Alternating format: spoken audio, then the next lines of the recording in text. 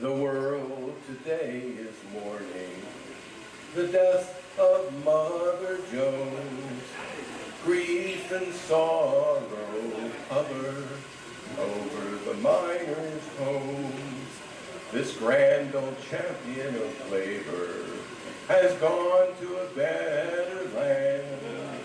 But the hard-working miners, they miss her guiding hand. Does America's working class remember Mother Jones? I ask this question because here in the land of short attention spans, our history and culture is marginalized, disappeared, and even suppressed. But Rosemary Feurer has dedicated her life to changing all of that. I begin Rosemary's story in 1993 during the A.E. Staley strike and lockout in Decatur, Illinois. She and her husband, Dave Rathke, created a strike support video for their local TV station in St. Louis. And after the strike, Rosemary and Laura Vasquez of Northern Illinois University decided to make a documentary film, Mother Jones, the Most Dangerous Woman in America. It's a 10-minute DVD, and you can pick one up when we go back to the meeting hall. So miracles sometimes happen. That DVD made its way to Cork, Ireland, where Mother Jones was born in 1837. And there, a man by the name of Ger Mahoney, a local labor history activist, viewed the DVD and was so inspired that in 2012, he organized the Spirit of Mother Jones Festival, which is now in its 14th year. And he wrote to me last night and said this: Rosemary provides huge practical assistance each year at festival time. She sends us graphics and portraits of Mother Jones, and her research and advice has helped maintain the resilient spirit of Mother Jones and our festival committee. Now, Mother Jones died in 1930, and she's buried in the Union Miners Cemetery in Mount Olive, Illinois. Rosemary, drawn by the history of that cemetery, founded the Mother Jones Heritage Project, a nonprofit organization which works with others to establish the Mother Jones Museum in Mount Olive. Rosemary Feurer uses art, theater, and music to illustrate the dramatic stories found in American labor history. She organized the annual Mother Jones May Day birthday party at the Irish American Center in Chicago, and she designed this life-size stand-up right here behind me.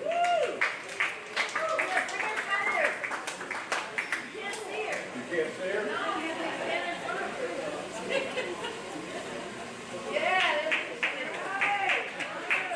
By the way, this is the exact size of Mother Jones.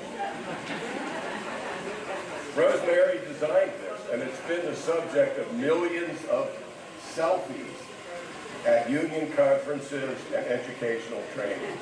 And not only that, but her and her husband designed a Mother Jones inflatable that is carried along by union members on St. Patrick's Day and Labor Day parades. You really have to see it to believe it. But Rosemary's goal has not yet been realized, which is to create a statue to Mother Jones in downtown Chicago. For this, she has raised funds for a Mother Jones statue campaign. 2 sculptors have been chosen, and when completed, it will be the first full sculpture of Mother Jones in the United States. And by the way, the sculptors are 2 women, Kathleen Farrell, who's a former Joe Hill awardee, and Kathleen Scarborough. The title of the statue is We Will Rise, a joint effort with the Chicago Monuments Project. And everyone here is invited to its dedication, scheduled for May Day 2026. For Rosemary, it will be the realization of a dream. And so, the Labor Heritage Foundation is honored to present her with the 2025 Lifetime Achievement Joe Hill Award. To Rosemary Feurer.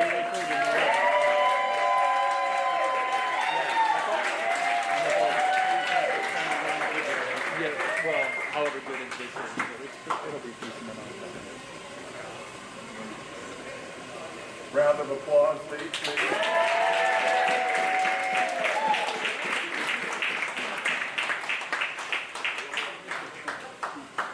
thank you. Obviously, we know I didn't do this alone, so it feels a little outrageous for me to be getting this award. So I will accept it on behalf of the project and the many people who touched my life and encouraged me to do this. You know, historians, ever since labor historians, are guided by this famous guy called E.P. Thompson, who wrote the Making of the English Working Class. And the idea is that we will excavate the history that has been banished from our memory, and try to bring it into the public. We've written a lot of books, but not very many public history projects. So I took as a model, in fact, Saul, you may not even know this, but when I visited Saul one time, he kept urging me to think about that phrase, dig where you stand, right? At the time, it seemed kind of small-minded to look at a project about Mother Jones and think that we could do something that raised consciousness.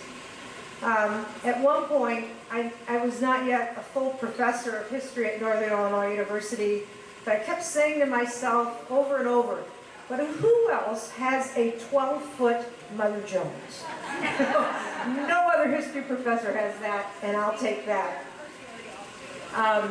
I also want to accept the award on behalf of the historians who do that kind of public history. It's a lot of work, especially when you think about public history is not something where you take a lecture and go out, but you actually work with communities, working with the labor movement, making sure they have authority for this project, for the project, that you aren't just saying this is the way it is, but rather building it with them. And that's also rewarding. But damn, the person who I'm accepting this award for is the original labor badass, Mother Jones. Who, by the way, we have buttons that say that. If anybody doesn't have one, it says Labor's OG Badass. And the phrase on the button is, the first thing we do is to raise hell, right? And so I think that she deserves to be recognized more. And I actually didn't think that until I've been researching her more. I really do think that she brought her pain and her suffering. If you don't know about her, she lost her family, she was Irish, she thought of the Irish resistance as part of her struggle, she thought of abolitionism. She was bringing these threads from history to her own activism. And I think that's one of the reasons we should remember her. When we do our activism, we can think of ourselves as part of an arc of history. That's certainly what she was doing, including, for instance, going around and talking about Jesus as the first rebel against empire. You know, she used a lot of the language of the time in service to a people's history that she saw going back thousands of years. So I think when we think of that long arc of history, this particular moment in time is more, we can think about how we're going to prevail over the meanness, the injustices of this moment, and learn to fight again. When she had lost her family, she went and to Chicago. She was working for very wealthy people, and then ended up losing her shop, her dress shop there. But she continued to have that kind of stamina. When a newspaper reporter asked her, how do you get this? She said, well, I'm Irish. You know, in other words, we know that we have a long fight ahead of us, and she used that as a resource to think about how to fight back. If you don't mind, I just want to share one story I discovered about her genius. And it shows how she was using, one of the things she said to a newspaper reporter, besides I'm Irish, is I'm a socialist. Everything I get for this movement comes from these deep beliefs. So one is my personal family and national history. The other is this belief that we can have a different world. And she used that as an organizing strategy. So a lot of people think of Mother Jones as this person who gave a lot of speeches, but they don't think of her as the brilliant strategist that she was. The first major strike she went into in 1897 involved this young girl. And I just want to tell you this story. I'm probably going to read a little bit of this. In 1897, the United Mine Workers called Mother Jones and Eugene Debs to Pittsburgh to bolster the coal mining strike. It was a general strike for recognition, union recognition, and in Pittsburgh they were fighting a coal baron whose mine was part of the Andrew Carnegie Dominion. If you know a little bit of your history, they had won. Carnegie had won against against the steel workers in 1892. So this is 5 years after that. They had gotten a permanent injunction. You may not march. You may not demonstrate. You can't go to the coal. You can't go in front of the mines and picket at all. She got in there and she didn't care about the speeches so much as organizing the women. She was trying to figure out how to apply a socialist organizing strategy. And the first thing she did was take these unwaged workers and tell them they were going to win the strike. They weren't named in the injunction. They were going to take the lead. This young woman, this young girl, who was labeled by the newspapers as a cripple, really listened to Mother Jones. Then her dad had decided that he was going to go back into the mines and help break the strike. This young girl's name was Emma Haas. She didn't know what to do, so thinking about Mother Jones' words, she took a gun, her dad's gun, and fired it into the air.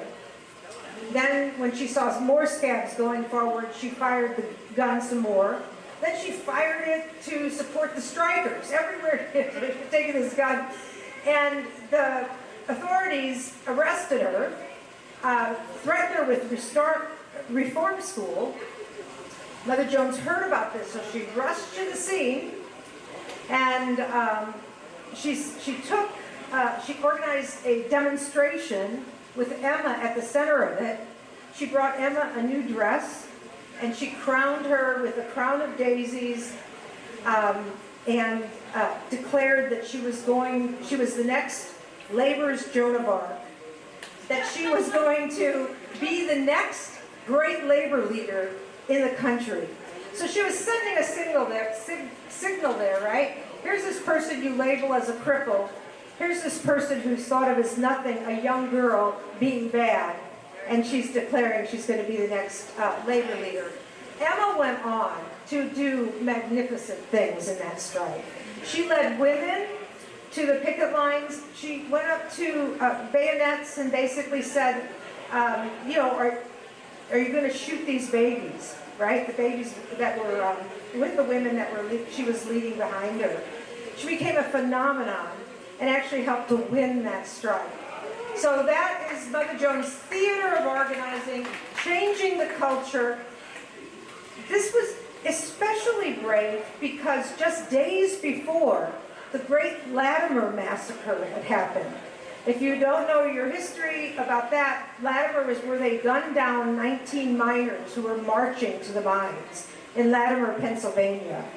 Mother Jones knew what she was doing. She was trying to organize the women to guard against that kind of violence, but they were actually obviously taking their lives in their hand. 3 years later, Mother Jones uses the same strategy in Latimer. She brings the women in line and basically she marches with them to the spot at Latimer that the 19 men had been gunned down. There's honestly, it's like a general's plan. They do diversionary tactics, they divert the guard, and they run through and they actually close those mines. And the mines are organized after that point. So I think that she has to be credited with somebody who's thinking, using the history of the past, trying to think of how can people be widely available, involved in the labor movement. And actually at this time, in 1898, she's trying to plan for a general strike. She actually devotes a year of her life trying to get the labor movement together. These are these unknown years where people think she's just off in the wilderness doing some organizing. She is desperate to figure out how you can get the labor movement involved in a general strike. So that's why I say, you know, she really isn't as recognized as she could be for the kind of deep thinking she did about the labor movement. In any case, I appreciate the award very much, and thank you for inviting me here.